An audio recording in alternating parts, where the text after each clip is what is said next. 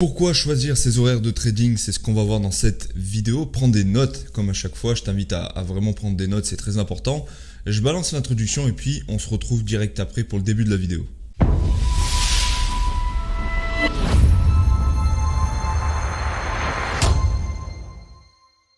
Alors, me revoilà assez vite.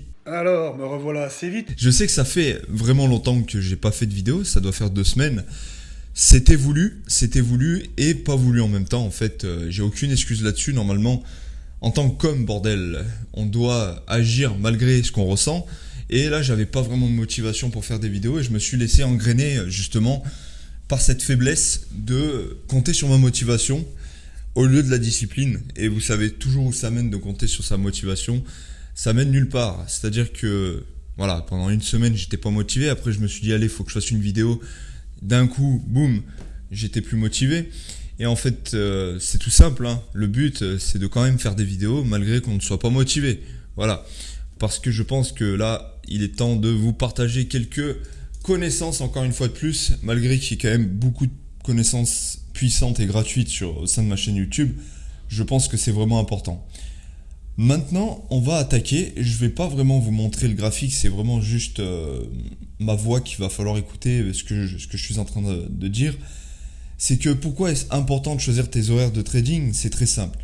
D'un point de vue discipline, d'un point de vue émotion et d'un point de vue progression, les 3 facteurs, je pense que ça peut vraiment, c'est pas je pense, c'est sûr, le fait de te définir des horaires de trading, ça va grandement t'aider à pouvoir respecter justement ta discipline physique. On y reviendra juste après, la discipline physique et la discipline mentale, parce qu'il y a une différence.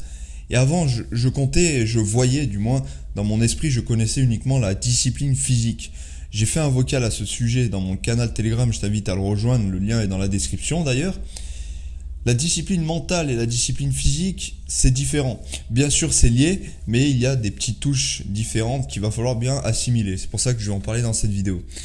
Maintenant, on va attaquer justement par ce point essentiel qui est la discipline.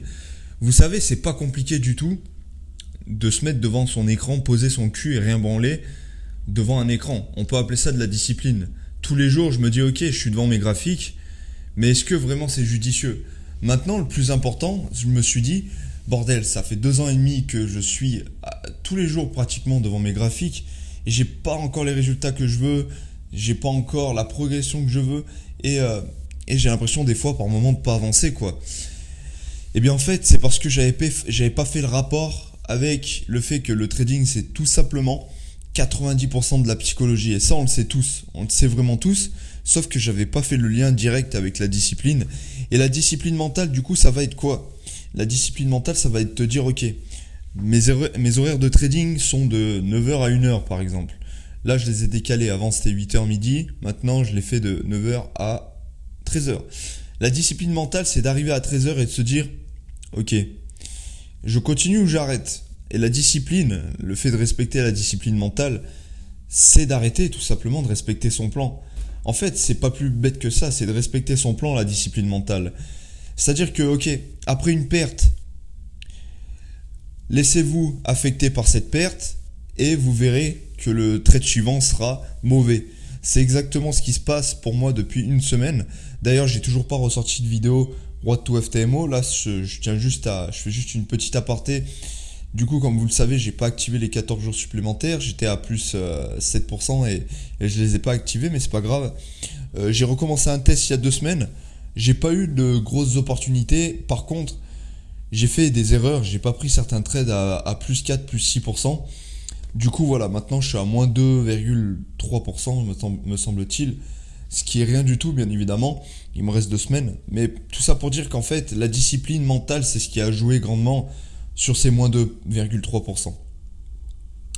Voyez-vous, pendant ces 2 semaines, j'ai pas eu de nombreuses opportunités. Par contre, il y en a eu 2 parfaites. J'étais devant l'écran et pourquoi je les ai pas pris? Parce qu'en fait, je me suis pris une perte juste avant. Et la discipline mentale, ça va être de se dire, ok, un trade perdant ne veut rien dire du tout. Il n'y a aucun lien direct entre chaque trade.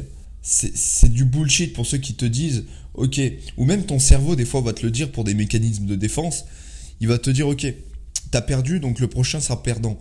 Souvent, quand on attaque la semaine avec des trades perdants, on a tendance à perdre par la suite.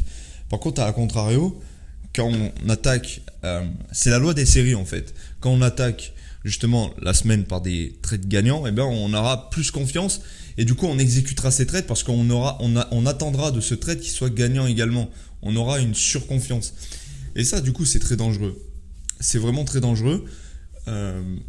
Pourquoi ? Parce qu'en fait, comme je vous l'ai dit, et comme Mark Douglas le dit dans son bouquin et ses conférences, eh bien, chaque trade est différent. C'est-à-dire que le marché, c'est quoi ? C'est juste des séquences qui se répètent à l'infini. Elles donnent souvent les mêmes structures, sauf qu'en fait, les résultats donnés sont jamais les mêmes. C'est différent. C'est totalement du random. Donc en fait, si on prend cette perspective de trading, exécuter son plan, sachant que le plan marche parce qu'on l'a construit sur des bases solides et avec du backtesting, on a récolté un maximum de données, exécuter son plan et se prendre 2 pertes d'affilée, par exemple, c'est tout à fait normal. C'est tout à fait normal parce que, rappelez-vous ce que je viens de dire il y a 5 secondes, le marché, c'est des séquences qui se répètent à l'infini, mais les résultats ne se répètent pas. Donc en fait, si on commence à changer notre plan au milieu, si on n'a plus de discipline mentale, encore une fois, ce qui va se passer, c'est très simple.